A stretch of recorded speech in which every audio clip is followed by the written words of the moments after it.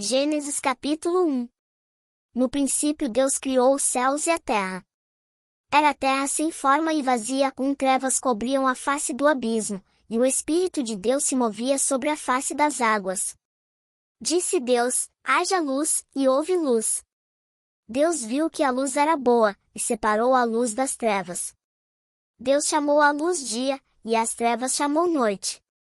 Passaram-se a tarde e a manhã, esse foi o primeiro dia.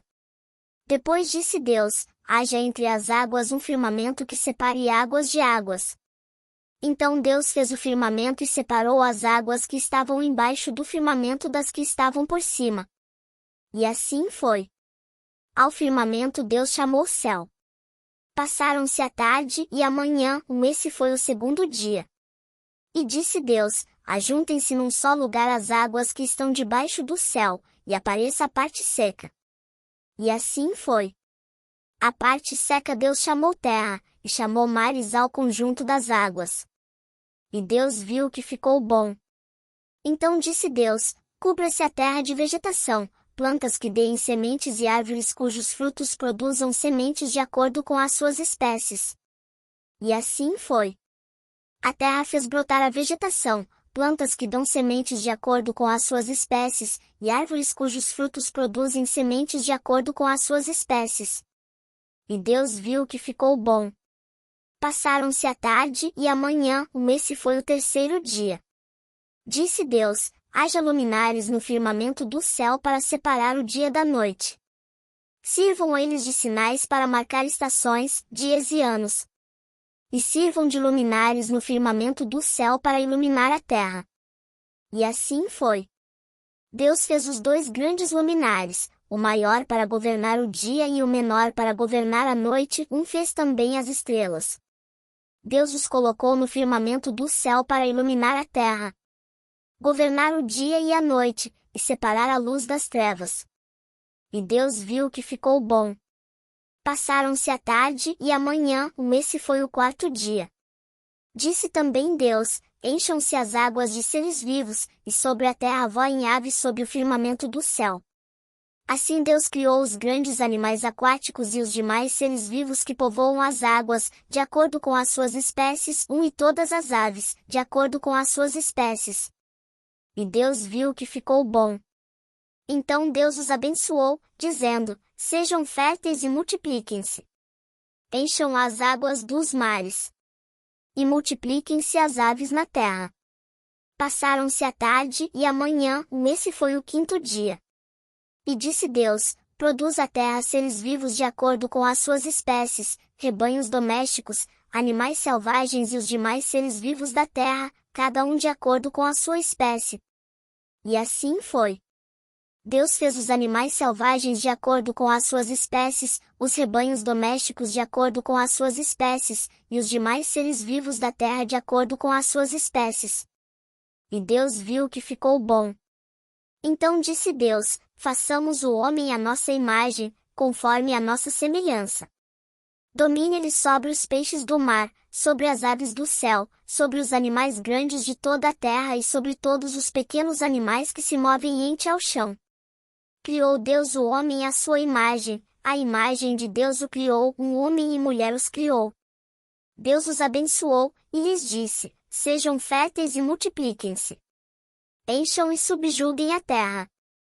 Dominem sobre os peixes do mar, sobre as aves do céu e sobre todos os animais que se movem pela terra. Disse Deus: eis que lhes dou todas as plantas que nascem em toda a terra e produzem sementes, e todas as árvores que dão frutos com sementes. Elas servirão de alimento para vocês.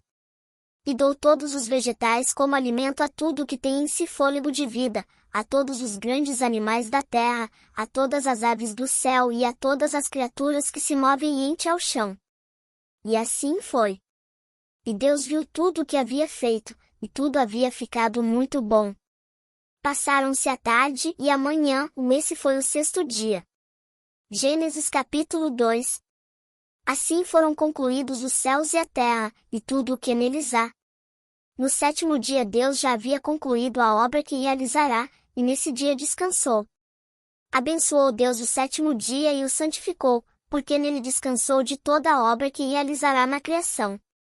Esta é a história das origens dos céus e da terra, no tempo em que foram criados, quando o Senhor Deus fez a terra e os céus. Ainda não tinha brotado nenhum arbusto no campo, e nenhuma planta havia germinado, porque o Senhor Deus ainda não tinha feito chover sobre a terra, e também não havia homem para cultivar o solo. Todavia brotava água da terra e irrigava toda a superfície do solo.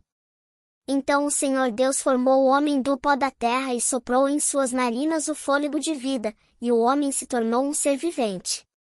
Ora, o Senhor Deus tinha plantado um jardim no Éden, para os lados do leste, e ali colocou o homem que formara.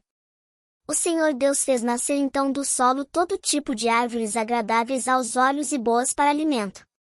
E no meio do jardim estavam a árvore da vida e a árvore do conhecimento do bem e do mal. No Éden nascia um rio que irrigava o jardim, e depois se dividia em 4. O nome do primeiro é Pison. Ele percorre toda a terra de Havilá, onde existe ouro.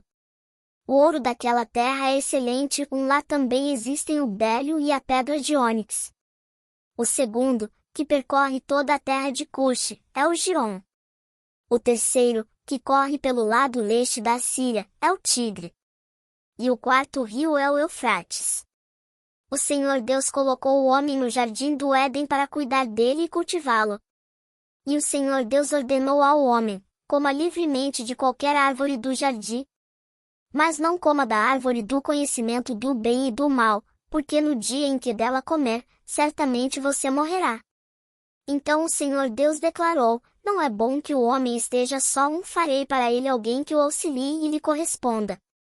Depois que formou da terra todos os animais do campo e todas as aves do céu, o Senhor Deus os trouxe ao homem para ver como este lhes chamaria, e o nome que o homem desse a cada ser vivo, esse seria o seu nome.